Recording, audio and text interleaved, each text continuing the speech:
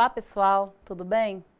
Hoje trabalharemos o conteúdo Demografia dentro da disciplina Geografia e Análise Ambiental.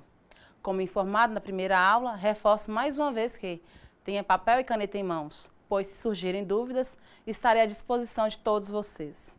Vamos à nossa aula? Significado da palavra demografia no latim. Temos demos, que é igual a população, graphem, estudo, ou seja, a demografia é o estudo da população. Esse estudo encontra-se desenvolvido a partir do tempo cronológico, o que resulta no tamanho da população, sua distribuição espacial e principais características, faixa etária, raça e outros dados de um conjunto de habitantes de um determinado país, estado e município. A partir da demografia, podemos saber quantas pessoas tem em um determinado local. Outras perguntas também surgem, pautadas nesse estudo, como, por exemplo, quantos jovens, quantos adultos, qual a quantidade de pessoas de gênero masculino, qual o número de pessoas que encontra trabalhando, ou seja, quantas são economicamente ativas. A demografia pode pautar o seu estudo relacionado à taxa de fecundidade, que é o cálculo do número médio de filhos que uma mulher teria até o fim do seu período reprodutivo. As taxas de mortalidade, que é o número de pessoas que morrem por 1.000 habitantes durante um ano. Temos também o processo de migração, que entrada é imigração ou saída emigração da população de um certo país, estado ou região. A migração ocorre devido a fatores econômicos, políticos e religiosos. Mas iremos discutir sobre isso mais à frente. Vamos focar na introdução demográfica? Os indicadores que facilitam o processo demográfico são o tamanho da população, distribuição por sexo, idade, estado conjugal, distribuição segundo região geográfica de residência atual, anterior e de nascimento, natalidade, fecundidade e mortalidade. Por meio dessas variáveis, é possível conhecer a população de um determinado recorte espacial, tratando sobre a evolução, tamanho e sua composição em certo período. Por que estudar demografia é tão importante?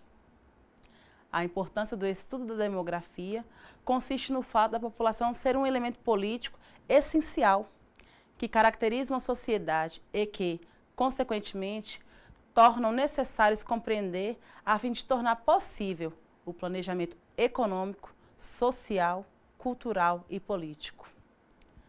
Vamos aos principais conceitos trabalhados no âmbito da demografia. População absoluta. É o número de habitantes num determinado país, estado, cidade ou região. Assim, quando ouvirmos falar que um local é populoso, trata-se de uma grande população absoluta. Vamos saber quais são os países mais populosos na atualidade? Ou seja, aqueles que possuem a maior população absoluta? Vamos então elencar os países mais populosos segundo a ONU em 2015. Em primeiro lugar temos a China, seguidos da Índia, Estados Unidos e Indonésia. O Brasil ocupa o 5º lugar nesse ranking. Paquistão e Nigéria estão atrás do Brasil, seguidos de Bangladesh, Rússia e Japão. Ao falarmos de países povoados, informo que é um termo diferente de populoso. Estamos nos referindo a uma área que apresenta alta densidade demográfica, ou seja, pequena área territorial para um número populacional extenso. Os países mais povoados também segundo a ONU 2015, em primeiro lugar é Macau, segundo lugar Mônaco, seguido de Singapura, Hong Kong, Gaza, Gibraltar, Vaticano, Bahrein, Maldivas e Malta. Vocês sabem me falar o que é densidade demográfica? Fiquem atentos nessa abordagem, pois será pautado neste conteúdo que a nossa última atividade prática será desenvolvida.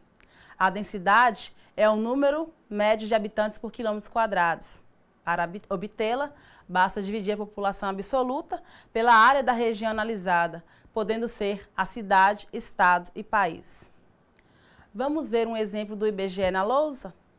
Como o IBGE, temos os dados do Censo de 2010. Vamos pautar o nosso cálculo de acordo com as informações desse órgão.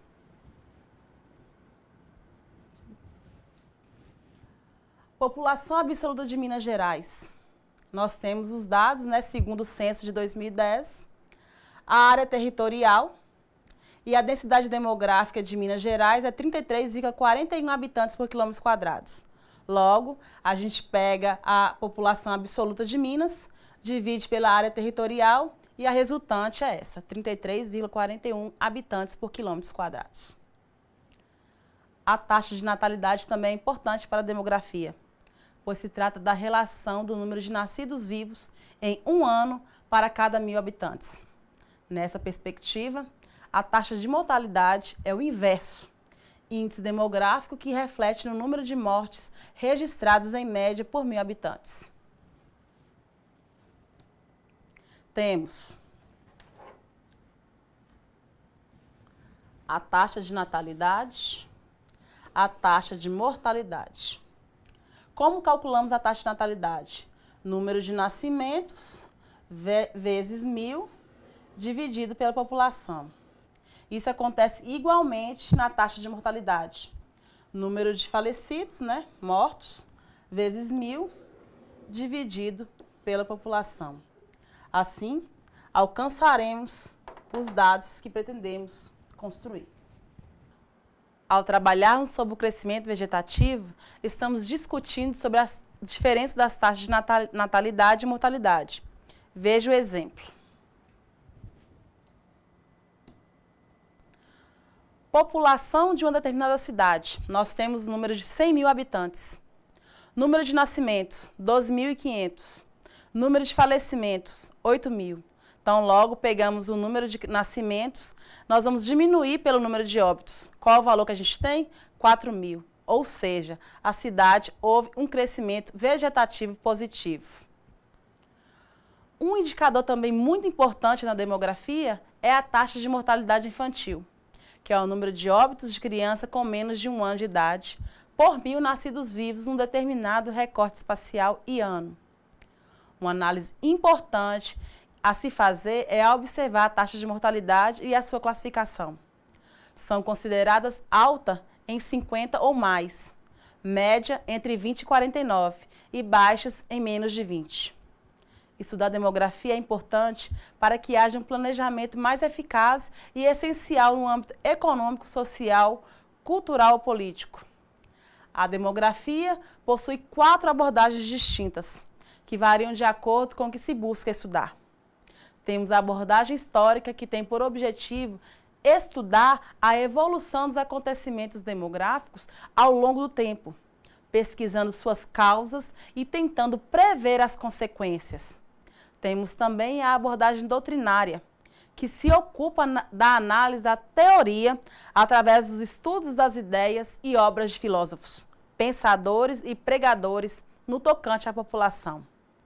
A abordagem analítica, que por sua precisão matemática é a mais importante tecnicamente, pelo fato de fornecer dados indispensáveis sobre determinados acontecimentos.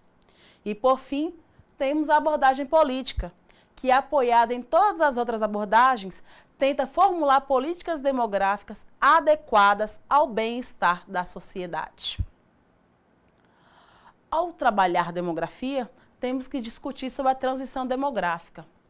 Esse é o conteúdo e a forma de estudar modificações que ocorrem com a população referente ao período das altas taxas de natalidade e mortalidade para os períodos de baixas taxas de natalidade e óbito, analisando assim a oscilação das taxas de crescimento e variações populacionais. Até o presente momento, a transição demográfica encontra-se dividida em 4 fases. A primeira fase, ou pré-moderna, acontece em sociedades rurais, com taxas de natalidade e mortalidade muito altas. Há uma oscilação rápida da população, dependendo de eventos naturais, como doenças e secas prolongadas. Como consequência, há uma grande população jovem. No Brasil, essa fase já foi ultrapassada, mas ainda é fase de vários países da África. A fase 2, a moderna, estão as sociedades onde houve melhora nas técnicas agrícolas, maior acesso à tecnologia e educação. Nesse momento, as taxas de mortalidade caem rapidamente devido à maior oferta de alimento e de condições sanitárias. Como consequência, há um aumento de sobrevida e redução das doenças infecto-parasitárias.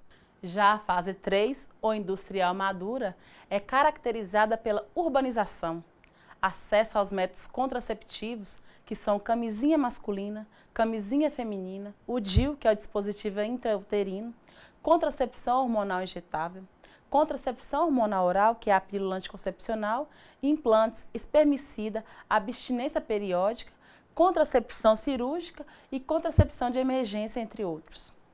Além da melhoria da renda, redução da agricultura de subsistência, melhora da posição da mulher na sociedade, especialmente no mercado de trabalho, e também a queda de taxas de nascimentos.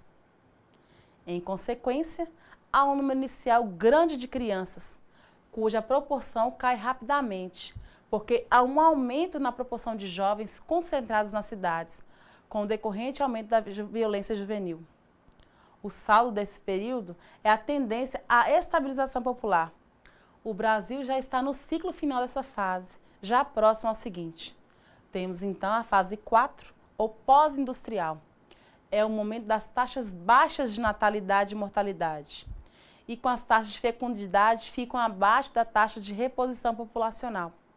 Nesse período, temos 3 consequências: o aumento da proporção de idosos, encolhimento da população e necessidade de imigrantes para trabalhar em empregos de baixo salário.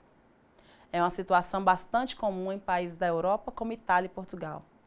Vamos exemplificar esses 4 períodos?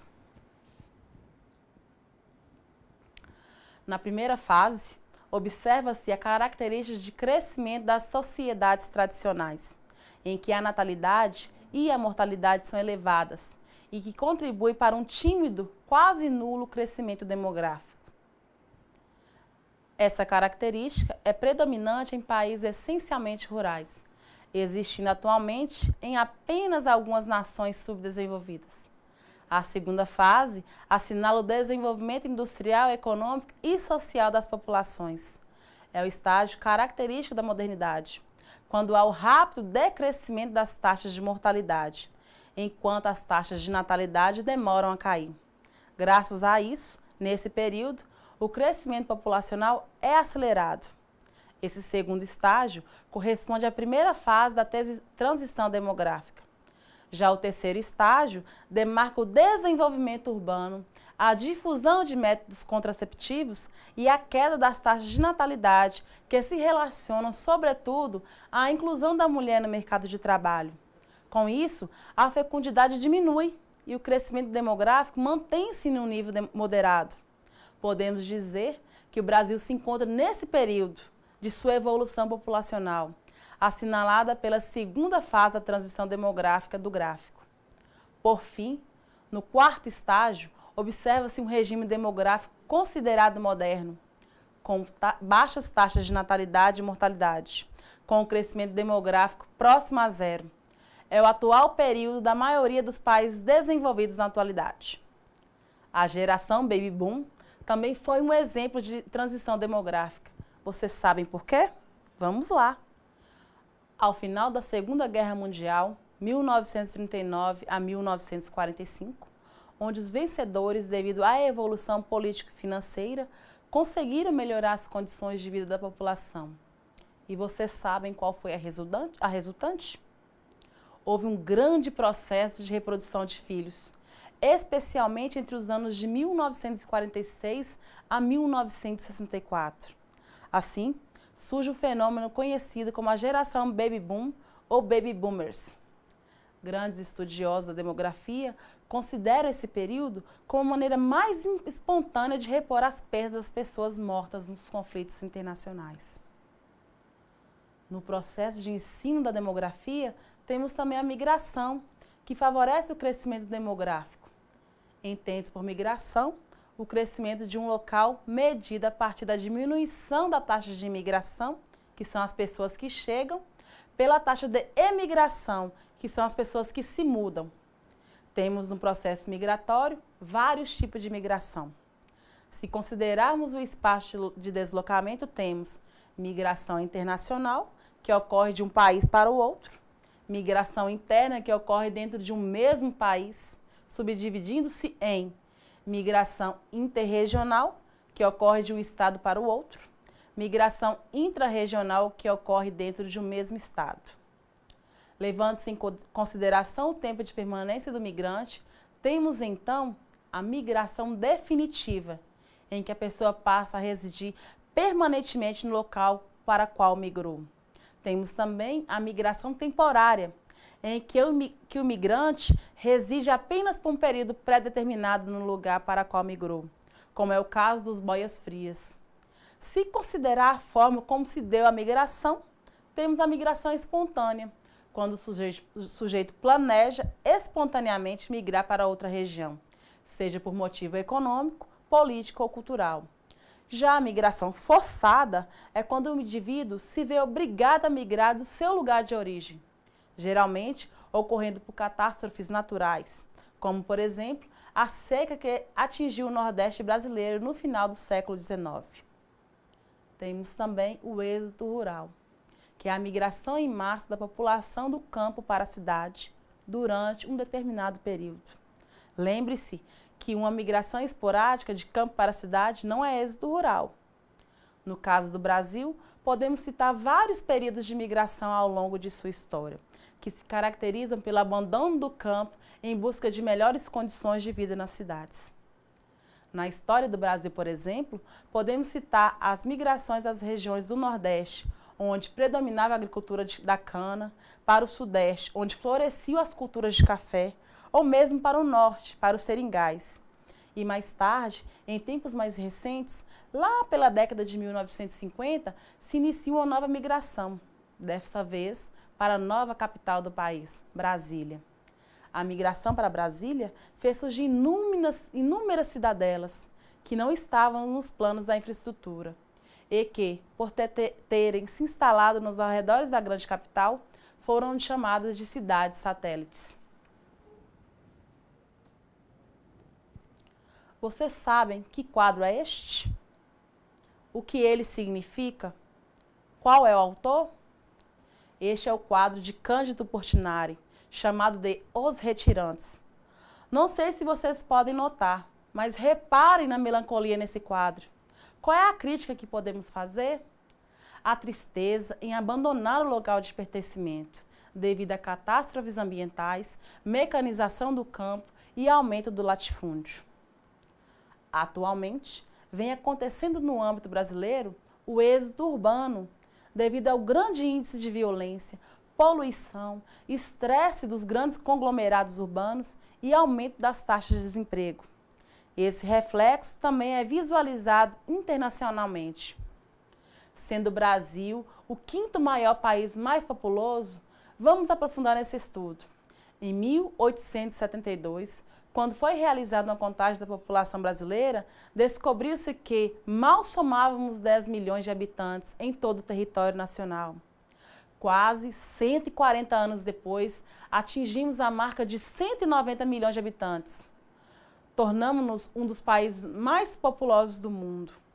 Contudo, devemos lembrar que, apesar do Brasil ser um país populoso, é também um país com baixa densidade demográfica, em torno de 22 habitantes por quilômetros quadrados, ou seja, devido à sua dimensão territorial.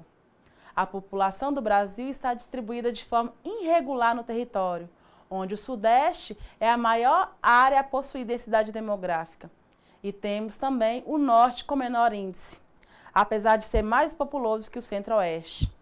E no âmbito das cidades mais populosas, temos o município de São Paulo, com maior índice populacional, sendo o estado mais rico e mais populoso do Brasil, possuindo o maior parque industrial e a maior produção econômica da América do Sul. De forma geral, os centros urbanos concentram a maioria da população, onde geralmente são grandes cidades localizadas ao longo do litoral brasileiro, lugar onde iniciou-se o processo de colonização portuguesa, as atividades econômicas e também o processo de urbanização. Observem a imagem e analisem a proporção e distribuição da população por regiões. Veja a dimensão populacional da região Sudeste. Esses dados são de 2011. Considera-se que São Paulo é o motor econômico do Brasil, responsável por mais de 31% do PIB do país. A população de São Paulo é bastante diversificada, com grande descendência de imigrantes italianos e portugueses, assim como de outras correntes migratórias, os japoneses, alemães e espanhóis. Atualmente, ainda é um município atrativo, possui suas vantagens e desvantagens, porém, isso é temática para a nossa próxima aula. Mundialmente falando, daqui a algumas décadas, alcançaremos números importantes no que diz respeito ao contingente populacional. Será que o planeta suportará tantas pessoas? A ONU projeta uma população mundial que chegue a 8,5 bilhões de habitantes em 2030, 9,7 bilhões em 2050 e exceder os 11 bilhões em 2100. É lógico que não estaremos aqui para comprovar. Contudo, pense e reflita. O planeta tem suporte para abrigar todo esse contingente populacional? E no Brasil? De acordo com o Instituto de Pesquisa Econômica Aplicada, o IPEA, em um levantamento feito com base na Pesquisa Nacional por Amostra de Domicílios, o PNAD, realizado em 2011, a população brasileira atingirá seu tamanho máximo em 2030, com cerca de 208 milhões de habitantes. Até 2040, a população brasileira deve diminuir para 205 milhões, devido à redução da fecundidade e também ao envelhecimento da população. Isso é fator que irá alterar a proporção da população dos diversos grupos etários. Vamos pautar essa compreensão através da pirâmide etária? Pirâmide etária refere-se a um gráfico utilizado para identificar a população de um dado país ou região, agrupando os habitantes em faixas de idade e dividindo-os por sexo. As pirâmides etárias são compostas por 3 grandes grupos, que representam as 3 grandes faixas etárias. A base da pirâmide são os jovens, o centro são os adultos e o topo são os idosos. A forma da pirâmide está associada ao nível de desenvolvimento do país. As pirâmides etárias com base larga e forma triangular representam países com população predominantemente jovem e baixa expectativa de vida. Caso de países subdesenvolvidos em fase de crescimento acelerado, ainda na primeira fase da transição demográfica. As pirâmides com forma irregular, topo largo e base estreita correspondem aos países com predomínio de população adulta e população envelhecida. Caso dos países desenvolvidos que atingiram ou estão próximos a atingir a fase de estabilização demográfica.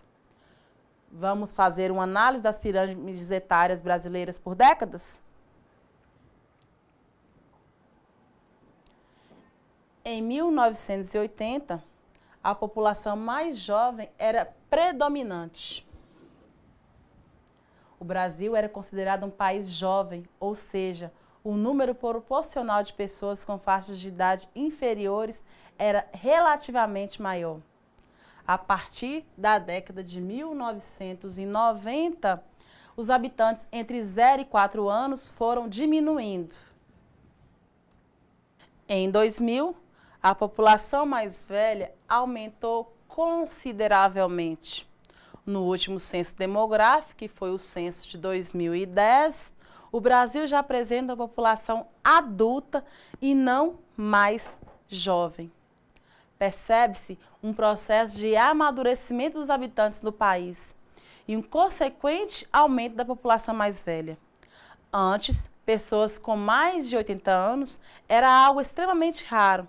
Atualmente, isso vem se tornando cada vez mais comum. Por que a população brasileira está envelhecendo? A população brasileira envelhece seguindo a mesma cadência que a maioria dos países em desenvolvimento, passando por estágios que as nações desenvolvidas já vivenciaram. Isso ocorre em função da elevação dos graus de urbanização e desenvolvimento econômico e humano do país. Em 1980, o Brasil era considerado um país jovem. E agora um país velho? estamos em faixa de transição para um país de pessoas mais velhas. E isso não é bom e nem ruim. Assim, teremos que aprofundar as discussões acerca da reforma previdenciária. Com mais adultos e idosos, são esperadas mudanças nos serviços de saúde. O país vai ter cada vez mais idosos levando uma vida ativa. A economia vai ter que se adaptar às novas necessidades de consumo dessa população. Pois bem, pessoal, discutimos sobre demografia, seu contexto, importância e fundamentação, principais conceitos e abordagens, finalizando assim o processo de introdução à demografia. Agora, iremos tratar da nossa primeira atividade prática. Vocês ainda lembram da nossa primeira aula? Se não lembram, ela se encontra postada na nossa sala virtual. Vamos assistir de novo. Será necessário um replay, pois a nossa atividade está pautada nessa aula e atribuiremos 10 pontos. Buscando compreender a cartografia do espaço vivido, o grupo deverá escolher uma praça no município onde residem. Se porventura onde vocês moram não tiver praça, pautem a produção da atividade prática numa quadra de esportes, centros de saúde ou uma estrutura física presente no seu lugar de vivência.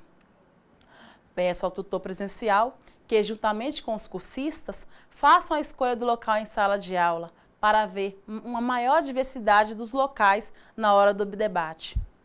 Vocês devem fazer a metragem da mesma área representada no espaço em forma de um desenho. Fiquem tranquilos, não precisam se apavorar. Meçam através de um barbante 1 metro na fita métrica e, ao chegar aos locais escolhidos, faça as medidas de todos os lados. Após finalizar essa etapa, façam a representação espacial do local em forma de croquis. Lembra como eu falei na aula passada? Finalizando, na próxima aula presencial, juntamente com o tutor, faça um debate sobre a escolha do local e as dificuldades encontradas. O tutor presencial irá analisar com cuidado o desenvolvimento do trabalho através da representação espacial. Essa etapa valerá 5 pontos. Posteriormente, o grupo deve debater o porquê da escolha dessa praça, desse local, a metragem, o principal ponto de referência, a localização, que é o bairro ou cidade, relatando a importância desse local para a população. Esses pontos serão apenas para os alunos que participarem do debate, valendo 5 créditos. Portanto, caprichem. Encontro com vocês na próxima aula, onde iremos trabalhar os setores econômicos e o processo de urbanização no Brasil através do contexto demográfico. Grande abraço e até lá!